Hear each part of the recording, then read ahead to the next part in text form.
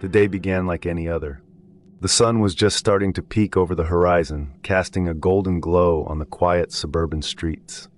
I brewed my morning coffee, the familiar aroma filling the kitchen, listening to the usual hum of the radio. The birds outside chirped their morning songs, and everything seemed serene. But today something was off. The radio crackled with static before a panicked voice broke through. Reports are coming in from all over the city. People are attacking each other. Stay indoors and lock your doors. My heart skipped a beat. The mug slipped from my hand, shattering on the tiled floor. I quickly turned on the TV, hoping to find more information. Every channel showed the same chaos. People running, screaming, buildings burning.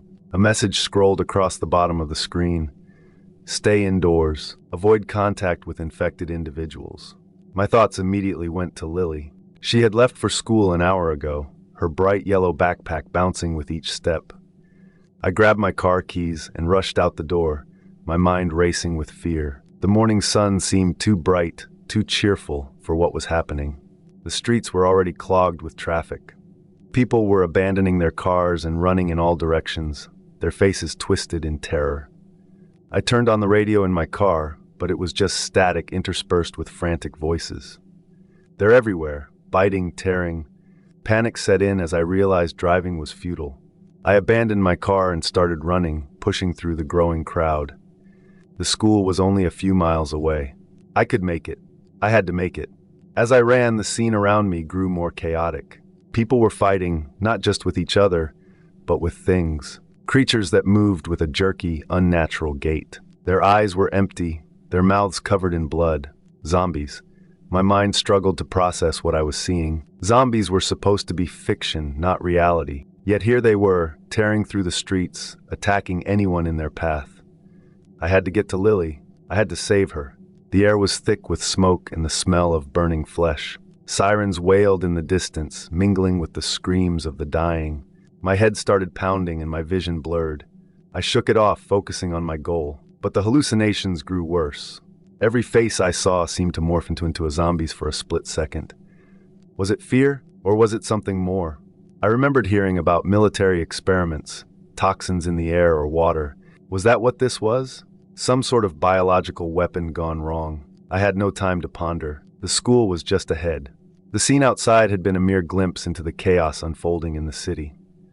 As I ran towards Lily's school, I saw the collapse of society firsthand. People fought each other in the streets, their humanity stripped away by primal fear. In the distance, I could hear the sound of gunfire, punctuating the screams of the terrified and the dying.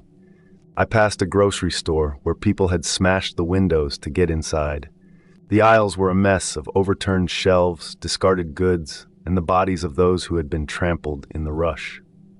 Blood smeared the linoleum floors, and the stench of death was overwhelming. Further ahead, a police barricade had been overrun. The officers, once a symbol of order, now lay dead or dying, their bodies riddled with bites and claw marks. Their squad cars were burning, adding to the thick smoke that hung in the air like a shroud. The government's response was swift, but ultimately futile. Helicopters hovered overhead, their loudspeakers blaring warnings to stay indoors and avoid contact with the infected. But the streets were filled with panic and confusion. People ignored the warnings, desperate to find safety or loved ones. The military set up checkpoints, but they were quickly overwhelmed by the sheer number of zombies. Soldiers fired into the hordes.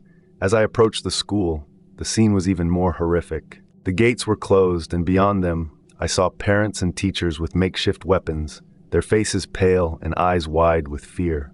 Blood stained the pavement, and the screams of the injured and dying filled the air. I banged on the gate, desperation in my voice. "Please let me in. My daughter is in there." A teacher approached cautiously, holding a bat. Her eyes were filled with suspicion and fear. "Stay back. You're one of them."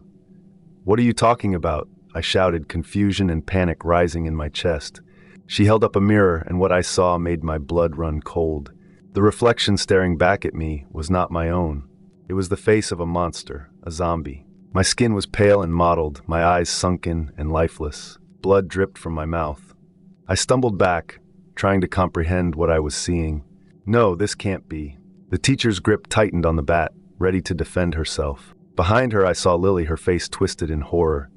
"Daddy?" Tears welled up in my eyes. I wanted to comfort her, to tell her everything would be okay, but I couldn't form the words. The realization hit me like a ton of bricks. I had been dead for a while. Everything I thought I was doing to protect her, I was actually destroying. Memories flashed through my mind. The people I thought I was saving, the hallucinations, it was all real. I was the monster. I was the one attacking, tearing through the streets, causing chaos. The last bit of my humanity clung on, just enough to understand what I had to do. I looked at Lily, my beautiful, terrified daughter. "I'm so sorry, baby. I didn't know." But then, the virus, the infection, whatever it was, began to take over completely. The last rational thought I had was a horrific one. If I could turn her into one of us, we could be together. Forever. "No!" I screamed internally, fighting the urge, but it was too strong. My vision blurred, and the world turned red. The sound of screaming filled my ears as I lunged forward, no longer in control of my body. The teacher swung her bat, trying to fend me off, but it was too late. The virus had me, and all I could think about was the hunger, the need to consume. In the final moments of clarity, I saw Lily's face one last time. She was crying, screaming, and then everything went black. When I opened my eyes, the world looked different. The chaos, the fear, it was all gone. Everything was quiet. I looked around and saw Lily standing beside me, her eyes vacant and lifeless like mine.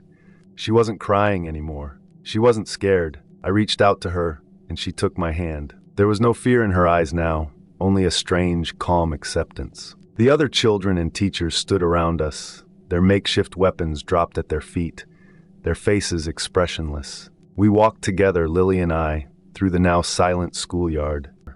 And as I held Lily close, I knew that no matter what had happened, no matter what we had become, we were finally home.